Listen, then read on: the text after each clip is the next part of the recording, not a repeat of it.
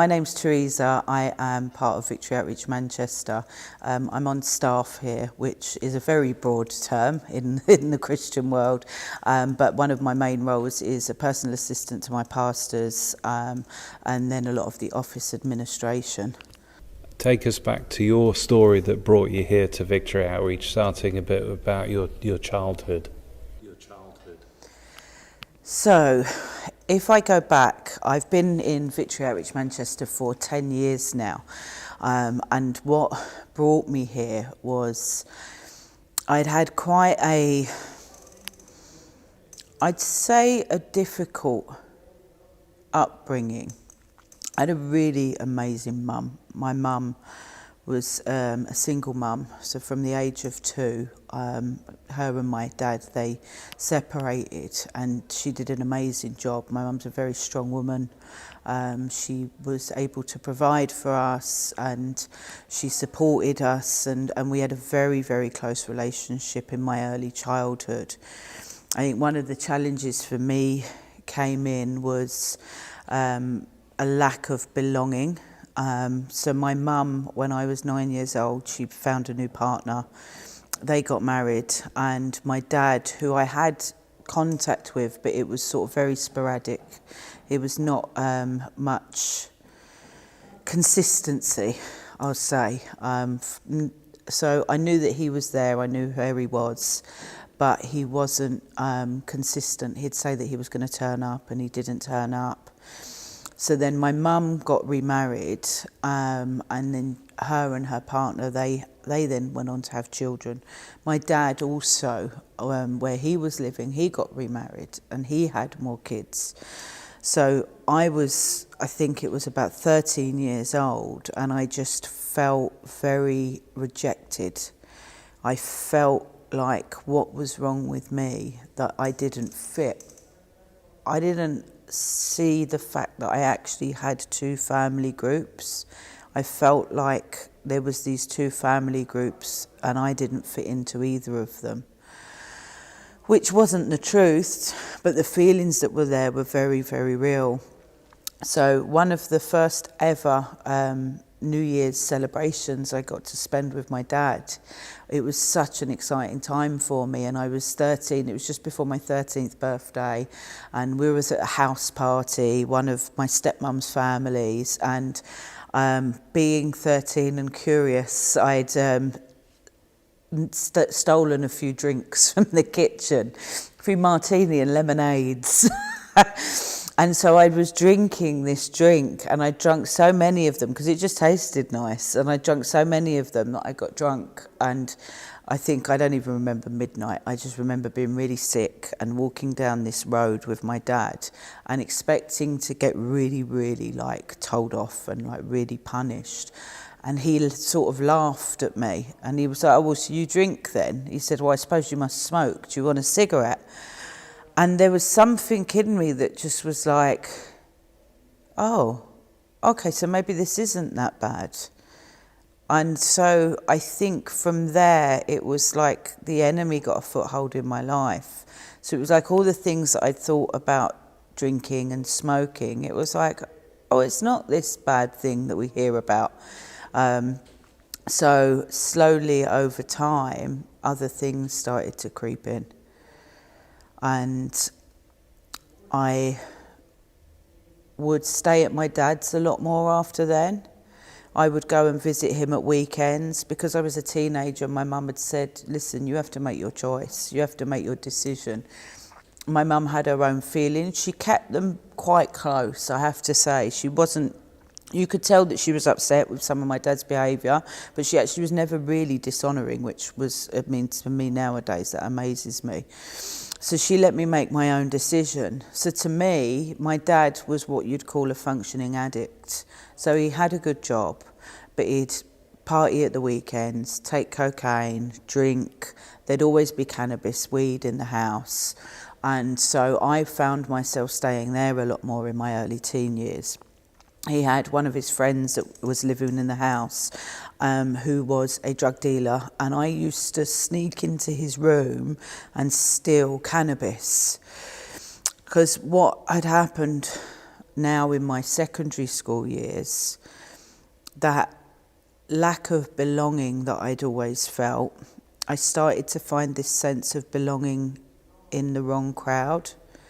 And because I was able to get hold of things like drugs and things that not many other people could, it was almost like that elevated me in this group. And it caused me to feel like I was something.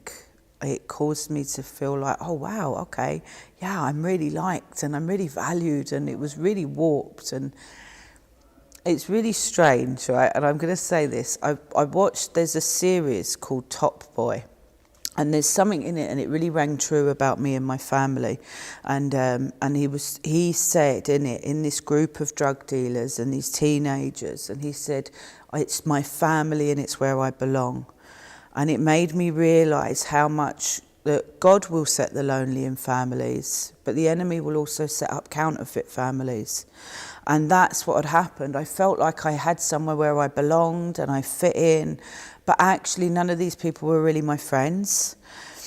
So it went on to that when I was like 15 years old, this one guy, he was a few years older than me at my school, he was in sixth form, and I'd been sort of dabbling in a bit of ecstasy and cocaine, and one day he said to me, well, why don't you take crack? He said it's basically cocaine, it's just harder. He said you can crush it up and you can put it in a spliff and smoke it. And I was like, oh yeah, why not?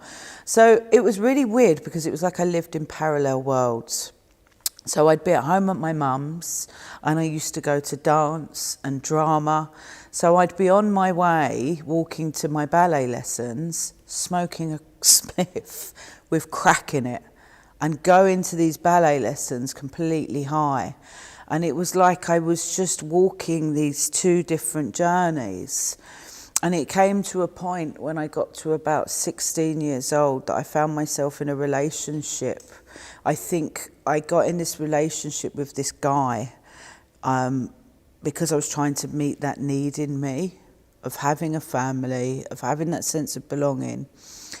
And at 16 years old, I just ended up at this crossroads of, right, what are you going to do with your life? You've done your exams. You're either going to go on to college and you're going to go down this road, or you're just going to throw it all away and go down this road. And I just didn't feel good enough. I didn't feel good enough. The relationship that I'd found myself in was very abusive. I'd been stealing from my parents to fund my drug habits, and my mum had asked me to move out.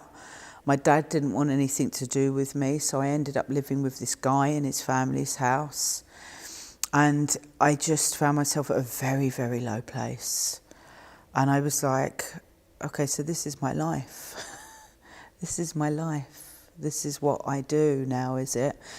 And all the things that I'd seen growing up with my dad being abusive to my stepmum, I then found myself repeating those patterns. I ended up with this guy. It was a very abusive relationship, and he ended up throwing me out on the streets one night. And so I went and presented homeless. I got put in a hostel, and then for many years I bounced from hostel to hostel until I ended up in a hostel in Whitechapel in East London. And I met my daughter's dad. I have 3 kids, and at that time I was my 18th birthday, and I met this guy. I met him online. Contact us here at Life Stories Worldwide. You can simply by emailing lifestoriesworldwide@gmail.com.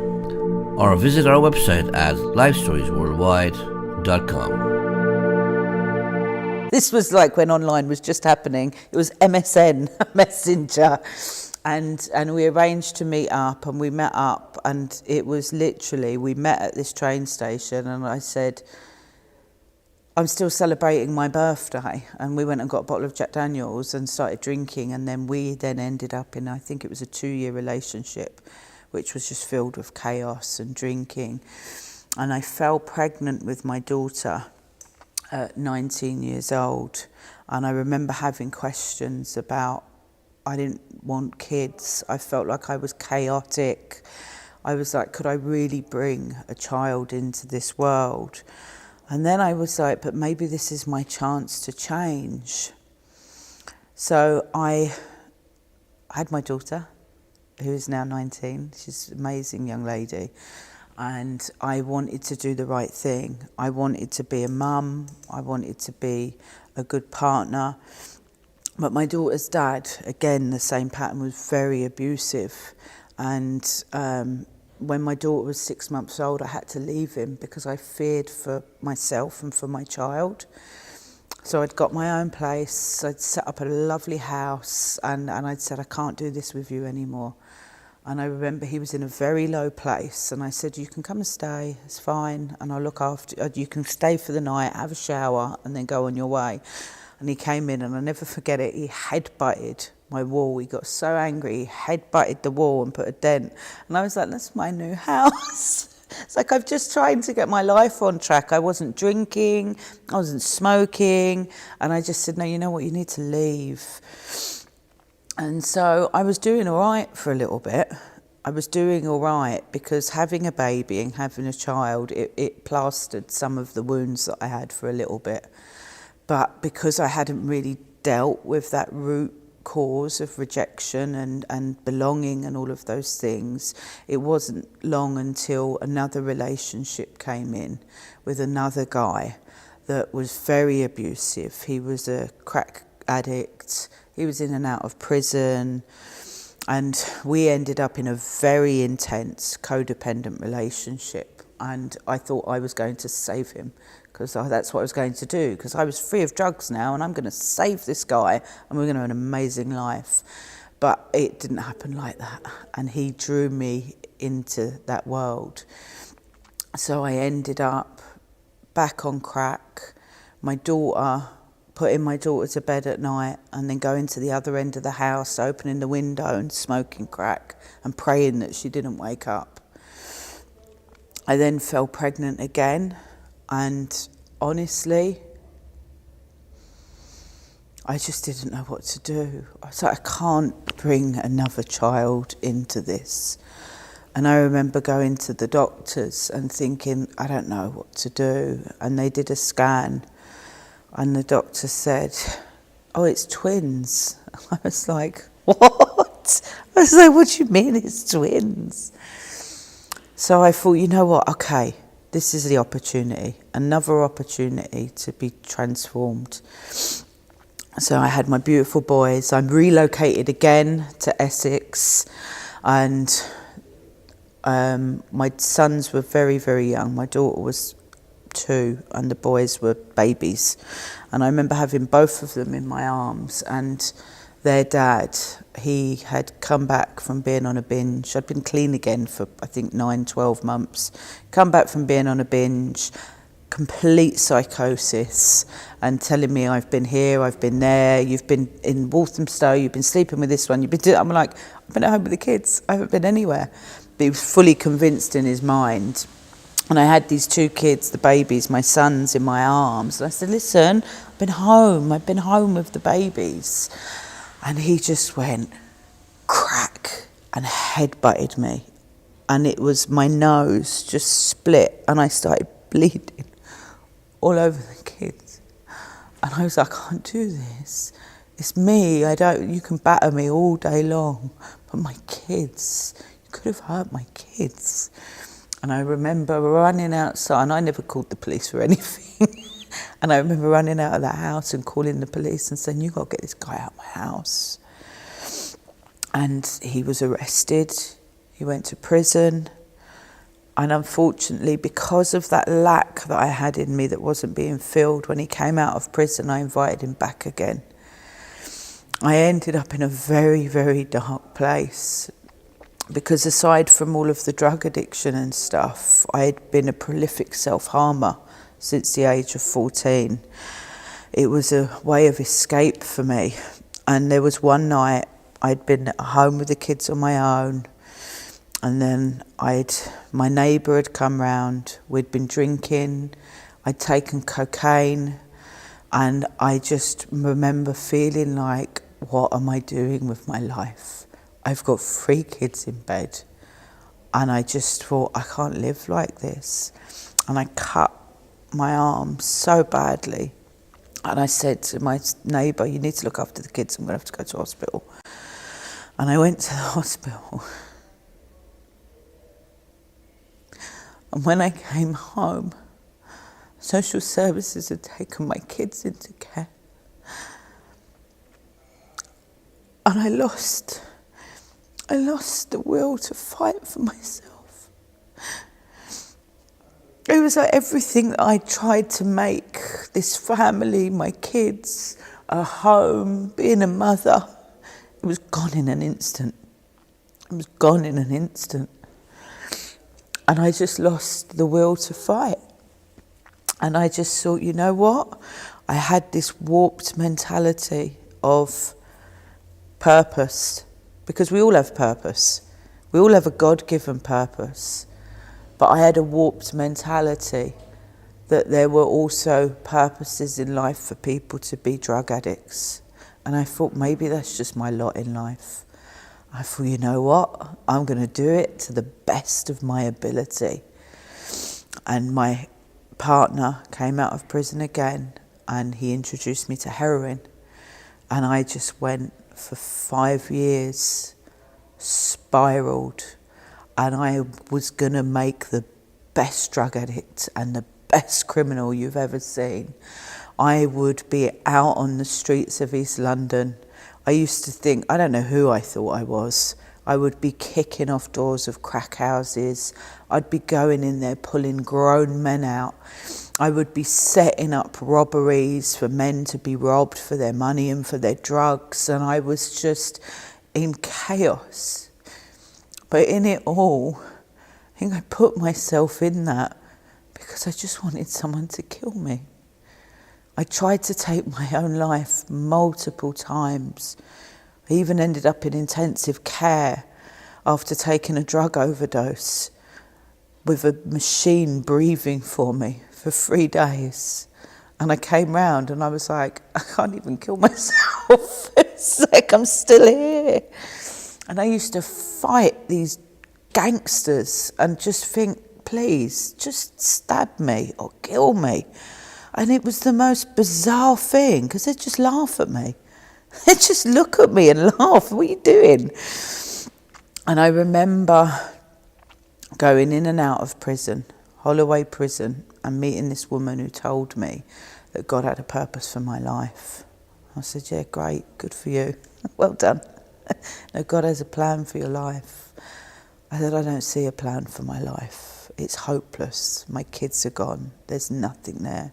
She said, I'm telling you, God has a plan for your life. And I came out of prison and I went into her house, which was called Treasures in East London.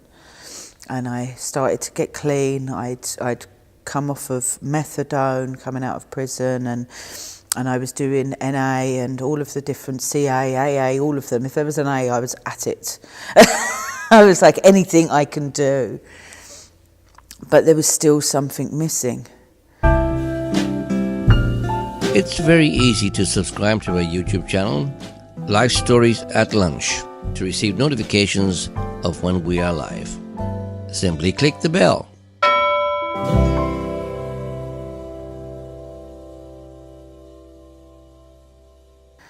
And even though I'd heard God has a purpose, God had a plan, I didn't fully believe it. I thought, yeah, that's good for you. But then I had an encounter with Jesus. And I remember just thinking, oh my gosh. And he met me where I was for who I was. And I just thought, you know what? I need to be following this guy. I've been chasing around men all of my life. I chased after my dad. I chased after all these broken relationships, and every one of them came up empty. But I suddenly became awakened to this Jesus who had actually been there in it all and had been like, I'm here, when are you coming? I'm here. And his grace and his mercy kept me alive through all of that chaos. I started going to a church. I made a decision to get baptized. And then that was where the enemy came in again.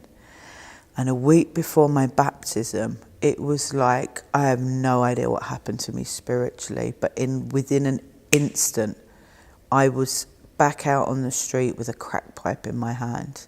And when I tell you it goes back worse, I was in this back alley doing things that I'm not even going to go into to get money, just to get a bit of gear.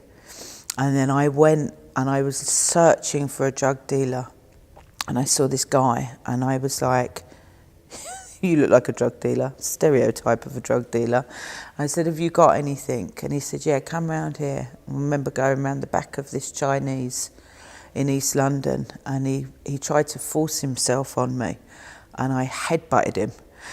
And he was like, yeah, go on, headbutt me again then if you're bad. And I did. I headbutted him again. And he just started to punch me. He punched my face. He was kicking me. He punched my face so hard it was swelled in an instant. And I had scissors that I used to carry to try and protect myself. And I took these scissors out and they dropped and he picked them up and he stabbed me in the back of my head with my own scissors. And I was just like, and I managed to, I don't even know how I did it. I can't even remember, but I got away from this guy. And I remember in the sickness of it all, I can go and score now. Walking down the street with blood pouring out the back of my head and my face and getting stopped by an ambulance and taken to hospital. And it was there that I was like, what am I doing? I'm about to get baptised. And God, he's so gracious. I still went and got baptised, and I've got my baptism pictures, and you can see where my face has been swollen. They had to put a metal plate in my face because the guy had punched me so hard my cheek had collapsed. And it was an interesting thing because from that moment when I got baptised, something happened internally. Like I knew Jesus before, but now I had the Holy Spirit. Because there was this uncomfortability in me for the things that I had been doing. And it was like, okay, I'm trying to live the right way, but I've always lived this way. And I was like, there was this tussle between the two things. It was like, but this is familiar. Drug taking and abuse and madness, that's familiar. But it doesn't feel good anymore. It feels weird. It's making me sick. And I was doing all right for a little bit. And then I ended up back in prison for a warrant that I'd had out for my arrest.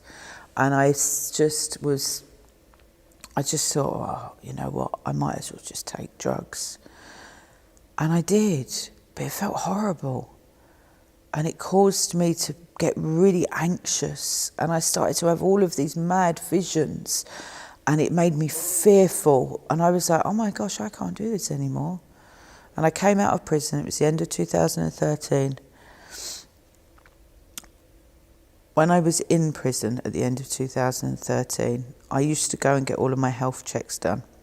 And this might trip you out. This might trip you out. But when I tell you that there is a scripture that says, what the enemy meant for evil, God will turn it for good. In November 2013, I sat in the doctor's surgery of HMP Holloway to be told that I was HIV positive. And you know what? The enemy thought it was going to be a death sentence. But you know, God used it as a catalyst in my life. And because I had the Holy Spirit living within me, I had a conviction that there is no way I could be the reason that someone else was sitting in a doctor's surgery being told they had HIV. I didn't know how I'd caught it. Was it a dirty needle? Was it from that fight? Who knows? But I could not. I had a conviction. I could not be the reason that someone else gets a diagnosis. And in December of 2013, I cried out to God in a very, very dark place. And I said to him, I can't do this anymore. I can't live like this. I'm tired. I don't like myself. I said, God, you have to transform me or kill me. and I'm not dead. I'm not dead. He brought me to an amazing ministry called Victory Outreach Manchester. New Year's Eve 2013, going into 2014, he placed me in the Victory home where he drew me so close to him. I learned how to pray. I learned how to study the Word of God. I learned how to fast. I learned spiritual disciplines. But more importantly, I built a personal relationship with Jesus.